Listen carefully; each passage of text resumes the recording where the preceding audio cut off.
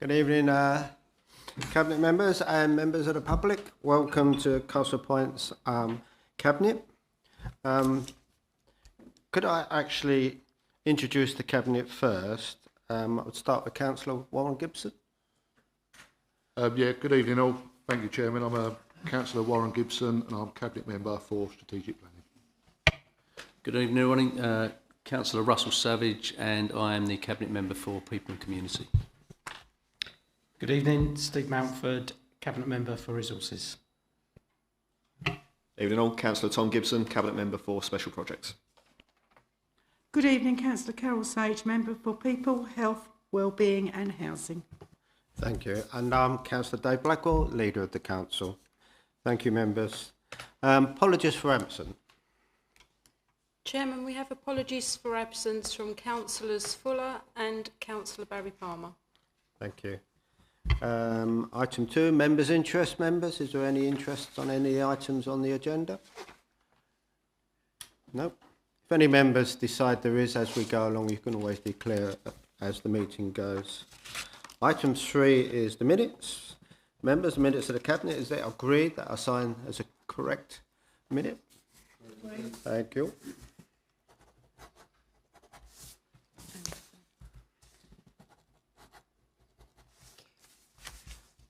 Okay, members, the members who have given notification to ask questions, there's Councillor Isaacs and Councillor Mountford, who's going to give us an update on the forward plan, I understand as well. So, thank you for that. The item 4 is the forward plan. The forward plan, members, is just for noting, but I understand, Councillor Mumford, you want to give an update?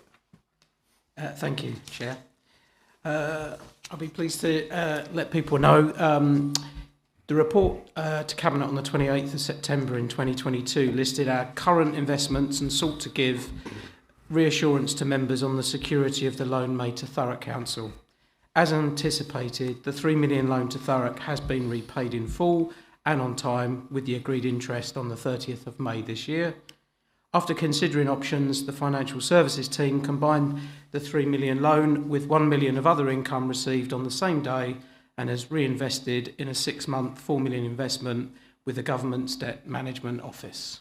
Thank you. And also just one other thing, we've recently published a notice on our website regarding a delay to the statement of accounts for this year. The draft accounts have not been published by the required deadline of May 2023. We're not alone in doing this at Castle Point. Other councils nationwide have been forced to publish the same notice. And in summary, there are a number of reasons for this, but the primary cause has been the need to pause the work on our 2022-23 accounts and thus reopening the previous year accounts following discussions with our auditors, Ernst & Young, relating to addressing the pension valuations. And if there's any other questions, I can answer them, but that's all for the forward plan. Thank you. Thank you, Councillor Murphy. Is that noted, members? Right, thank you. Item 5, members, is the review of the waste collection options. This is a report which has come back from the Environment Scrutiny Committee. Members, this report comes to the Cabinet from the Environment PSC, chaired by Councillor Thomas. It's a very comprehensive report which shows the amount of work which has gone into considering issues arising around our waste collection options. I would like to thank Councillor Thomas and all the members of the committee for their contribution to this report. There is no doubt that the time is right for us to consider how we can improve our environmental impact through waste collection, and work is currently underway between the officers and the Cabinet Member of Environment, Councillor Fuller. Members of the PSC have asked the Cabinet to consider its recommendation, which is set out in paragraph 3 of the report. However, as Councillor Fuller is on holiday and not able to join us this evening, it makes sense for the Cabinet to review the recommendations in context of that further work when Councillor Fuller returns. Members, I therefore move recommendation 1 as drafted. Do I have a seconder? Thank you, Councillor Savage. With regards to recommendation 2, 3 and 4, I move that these be noted at this stage but deferred to a future meeting of this Cabinet when Councillor Fuller can provide us with the plans for the future of our waste collection arrangements in light of the recommendation of the PSC. Do I have a seconder? Thank you, Councillor Gibson. Is that agreed, members? Thank you very much. Item 6, regulations of the investigatory powers of Act 2000, RIPA for short, I should have just said that. Councillor Savage, down to you. Good evening, everyone. So the purpose of the report is basically just provide an update to the Cabinet and Council on the current RIPA policy and its usage. This links to the Council's priorities and objectives, transforming our community and public health and wellbeing. So this is a yearly update. Basically, what we have to understand, this is a requirement under paragraph 4.47 of the Home Office Covert Surveillance and Property Interference Code of Practice 2018. That's a bit of a mouthful. That use of the Council's RIPA policy is reported to Council annually as to whether there has been any such applications made under the Act and that the policy remains fit for purpose. I'll skip back a section now. So the most sort of relevant part of this is that as a result, the Council has not found it necessary to make any RIPA applications to Magistrates Court in the past year. However, should over means of gathering of information for investigation prove to be insufficient, the Council has the necessary policy, which is this policy, and procedures in place whether surveillance to be unregulated and regulated by the Act. So the recommendation for you guys tonight is basically that the Cabinet notes the content of this report. Thank you, Councillor Savage. Are there any questions, members? Any comments on? No? Okay. Can I then, is that recommended as agreed? We agreed the report, members. Thank you. Item 7 is the Paddocks update of progress of refurbishment works. We have a report on the progress on the refurbishment works, and I'm pleased to say good progress has been made with commissioning those works. It can always be a little frustration, we all know, about time it takes to go through formal procurement. But given the amount of money we're spending, members will agree that it's important that we secure the best value for money and that we comply with the law as it applies to us. I think also, members, there was a little bit of concern about local traders not being hearing about the advertising we put out. So I think maybe there's still an opportunity for any local traders out there who feel they could be involved in doing some of the works at the Paddocks to come forward and put their names forward. The one thing this council has said right from the beginning, we want to use local trades. And I'm really firm in thinking that we should use local businesses. My understanding has always been the same. You could use someone local, they're always going to do a good job because their reputation locally depends on it. And I think that is so important. Any members got any? Councillor Campagna? Yeah, I've seen a list what was forwarded on to the main contractor, and I believe it doesn't represent local contractors at all.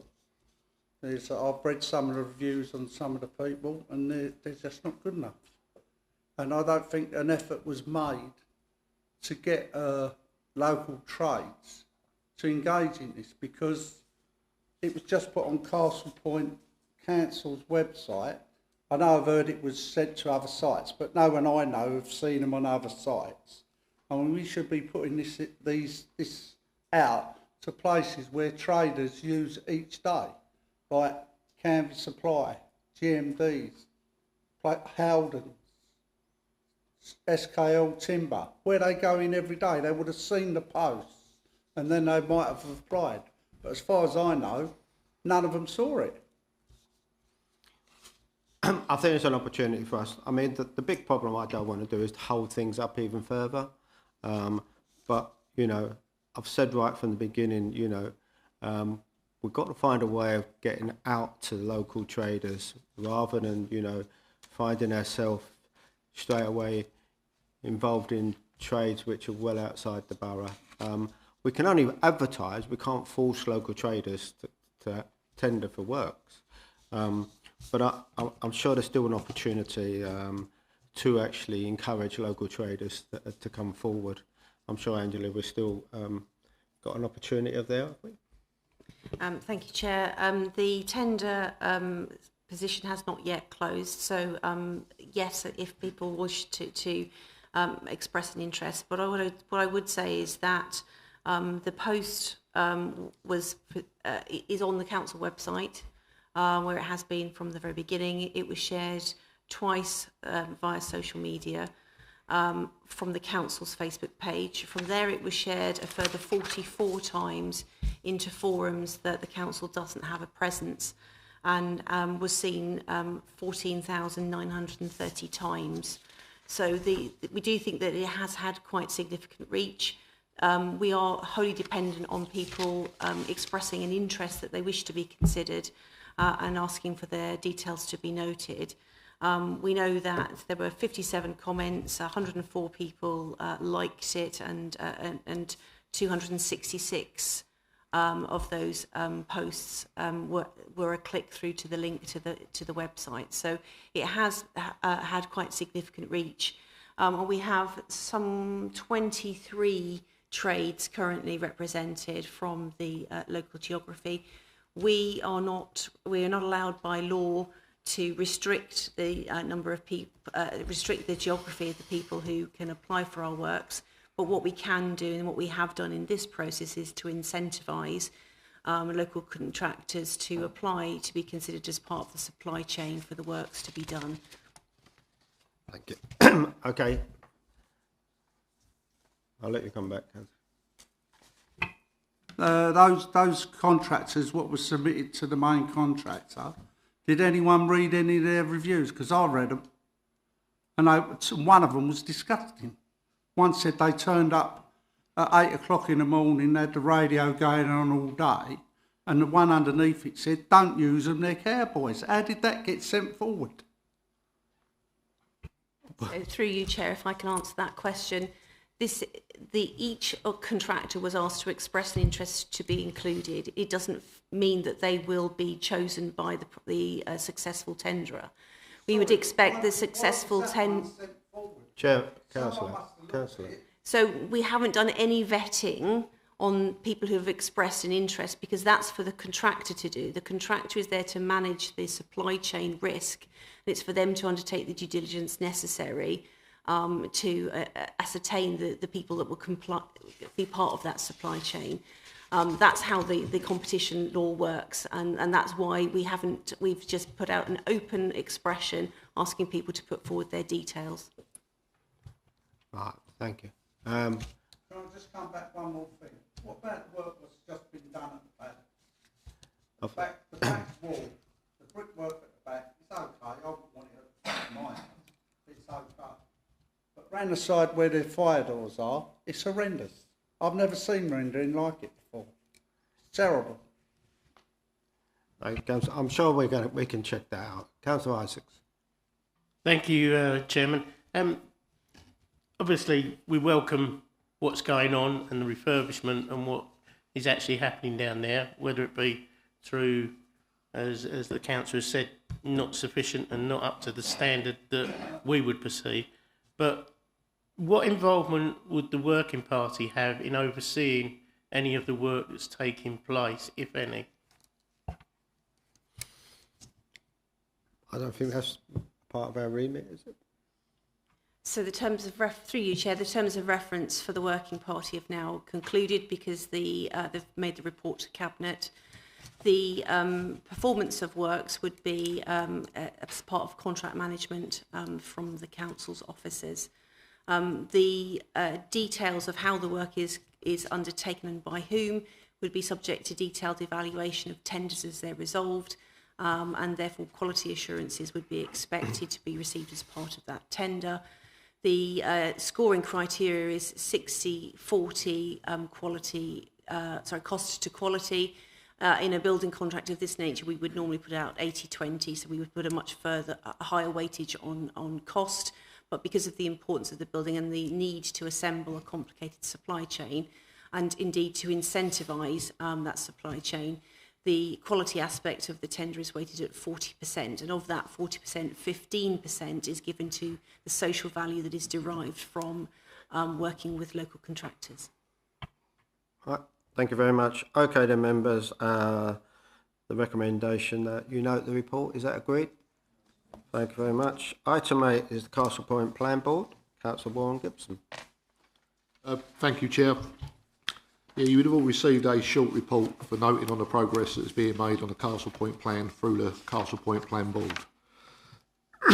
Just some of the key points are that in November last year, as part of the agreement of the Council to prepare the Castle Point plan, a board was established to oversee its preparation and ensure that it is delivering against our aims of engaging local people, challenging the evidence around housing needs and making best use of the existing urban area in order to protect the Greenbelt. The board has been working hard since December last year to ensure that these aims are being achieved.